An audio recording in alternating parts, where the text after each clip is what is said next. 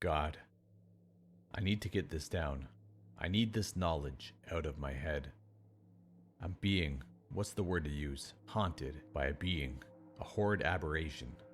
I can only call it Paleface. I remember the first time I saw it, I was 12, taking a leak at the urinal of a hotel I was staying at with my family. I noticed a flash of movement in the corner of my eye, though I dismissed it as nothing, as it had been happening a lot lately. I went to wash my hands, and as I was about to turn on the tap, I saw it, stood not more than a foot behind me, reflected in the mirror. A humanoid creature, roughly 5.5 feet tall, completely naked, covered in oily skin. Its fingers were elongated, impossibly bony. The whole thing looked as if it had never eaten. Its chest was a harsh relief of ribs, made to look all the sicklier by the fluorescent light. It wasn't breathing either. This was not what scared me though. Its face, a perfectly smooth, oval shape, seemingly much too large and heavy for its scrawny neck, with 2 impossibly deep holes of blackness where one would expect the eyes. It stared at me. It didn't move. No single muscle twitched. It just simply stood there, those jet pits boring into me for what felt like hours. After what felt like an eternity, I realized my legs had unlocked, and I bolted for the door, too terrified to scream.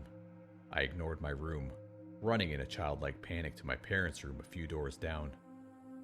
I brought my fists down again and again on the door, desperate to raise my family.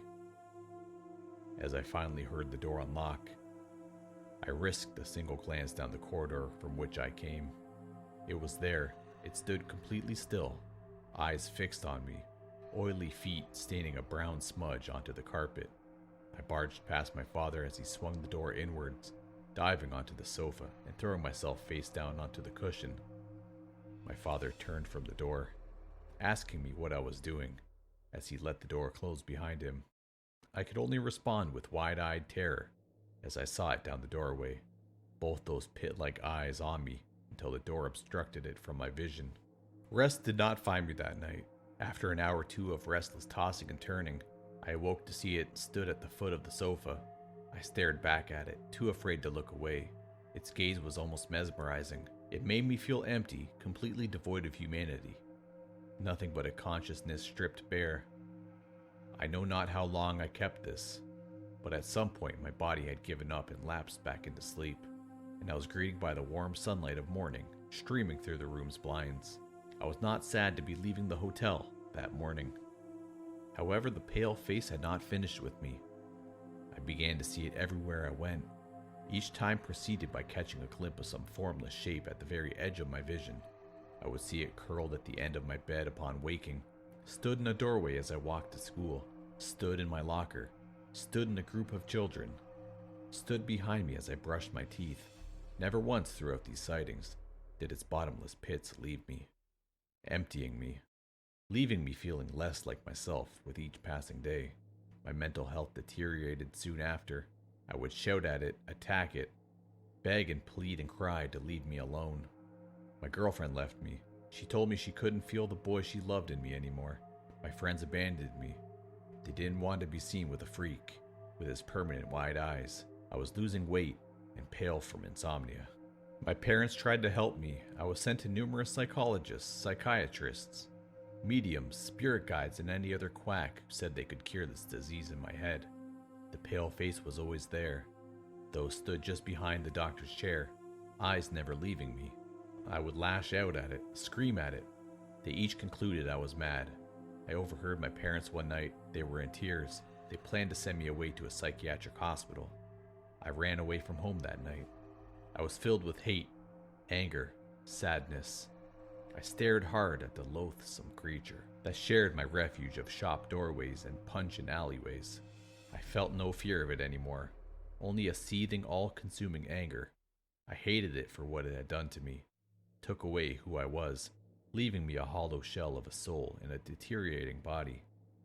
It still stared back at me, those pits of madness in its loathsome head, lapping away at the last remaining dredge of my humanity.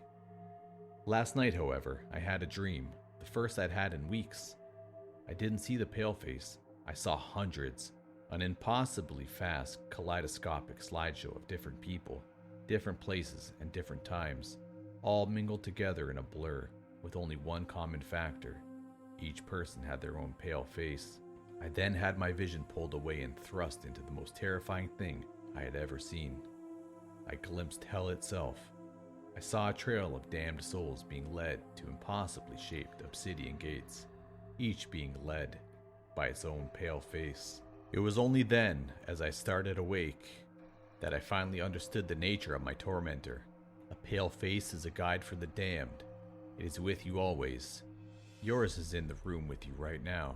Each time you feel yourself being watched when you are alone, that vague sense of unease in a perfectly normal environment, that is when you are feeling the pale face's eyes on you.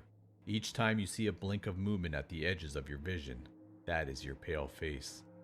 There's one last thing, however. Should you very often see a flicker of movement in the corner of your eye, or always feel watched and scrutinized while you are alone, as I have, make peace with your family, your friends, anything and anyone you hold dear, for it can mean only one thing. You have been chosen, as I have, to become a pale face.